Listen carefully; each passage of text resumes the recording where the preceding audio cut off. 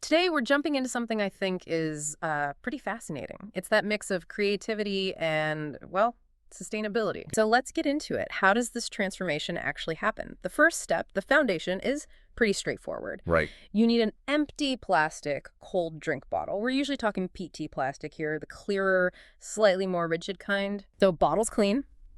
Now comes the first big move, the cut. Ah, yes. You take some sharp scissors and you carefully cut the bottle right in half, horizontally. So you end up with a top section and a bottom section, two pieces. Yep, two distinct components. Now this next bit, this is where I think the real ingenuity starts to show. Okay. That top half you just cut off, don't chuck it yet.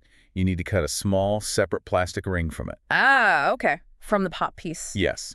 And the source material is really clear on this. This little ring is essential. It's not waste. Right, I remember seeing that. Do not discard. Exactly. And it immediately makes you question things, doesn't it? How often do we just throw away bits and pieces that could actually be, repurposed, maybe structurally, maybe just for looks? That's what happens next. You focus on the bottom half. Precisely. Now you take the bottom half of the bottle. Right. And this is where it starts to get more creative, more like shaping something new. Yeah. You begin cutting small vertical strips. Vertical strips. Where exactly? Around the top edge, the edge you just created by cutting the bottle in half. Gotcha. All around the rim. All around the rim. And the source specifically says these are meant to look like flower petals. Ah, okay. So you're already thinking about that final shape. It's not just random cutting. No, it's intentional. This is the start of the bloom part of Bottle to Bloom. Okay, petals are cut. Now what about that ring we saved? Right, back to the ring. This is kind of the structural magic trick, if you will. Okay, I'm intrigued. You take that plastic ring Mm-hmm. and you carefully insert it just slightly into the opening of that bottom half where all the petal strips are. Oh, interesting. So it sits just inside? Yep. It's inside, yeah. Think of it like building, bringing these separate repurposed parts back together to make something that works as a whole. Okay, ring is in place. Yeah. Slightly inside the opening with the strips. Now what? Now comes the fold. This is the real aha moment, I think, where it stops looking like just a cut-up bottle. Right. You take those strips, your little petals, Yep. and you gently fold each one backward, so outwards, and down over the ring you just inserted. Ah, okay. Over Yeah. the ring. Yes. And you press them down a bit. The ring basically acts like a little collar. So it holds the petals in that flared out shape. Exactly. It provides the tension and the form. So the final step must be bringing it to life, right? You got it.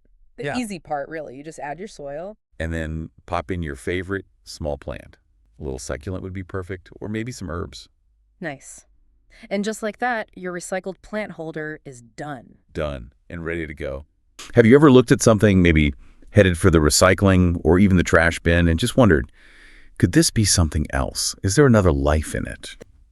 The very first act of transformation. The guide calls it preparing the unexpected canvas. Mm. A first step, take an empty shampoo bottle, wash it out really well, and then carefully cut it in half. The source is clear, you use the bottom half. Yeah, and what's fascinating right there is how quickly that simple act, just preparing it, shifts its whole identity.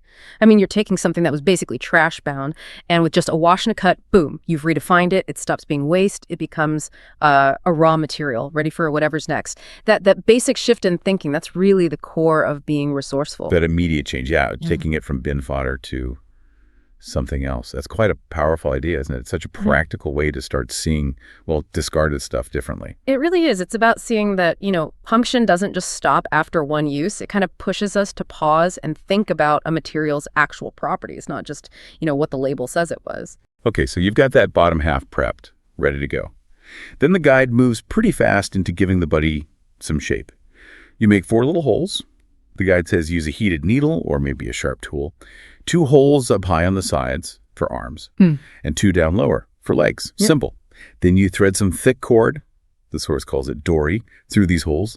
That makes the limbs, and here's where it gets really clever, I think. Really highlights that repurposing idea. You actually reuse the original bottle caps. You tie them onto the ends of the threads for hands and feet.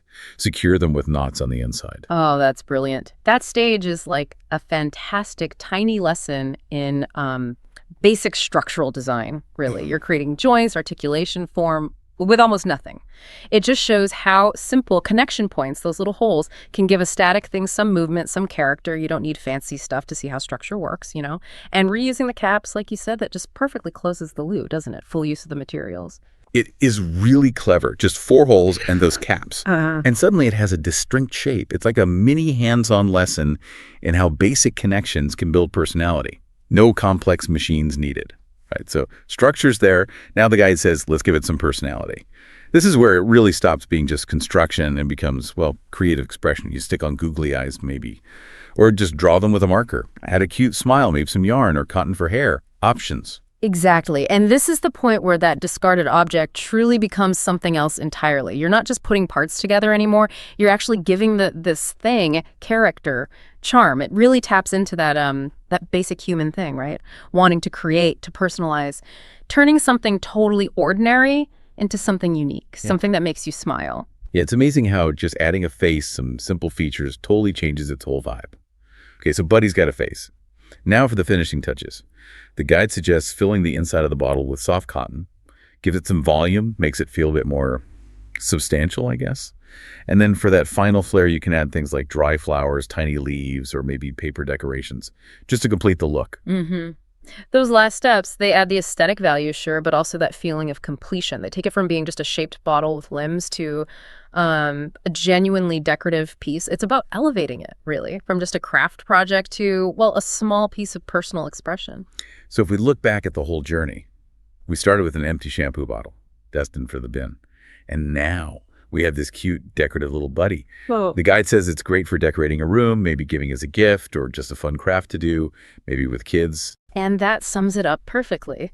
See, it's not just a craft project. Not really. It's such a tangible, hands-on example of circularity, giving things a second life. It really hammers home that idea that waste, well, it's often just a resource that hasn't found its next purpose yet. It's about the power of, imaginative reuse, finding value where you least expect it. It really does make you look at your recycling bin differently, doesn't it? There's real joy and, value in that kind of creative transformation.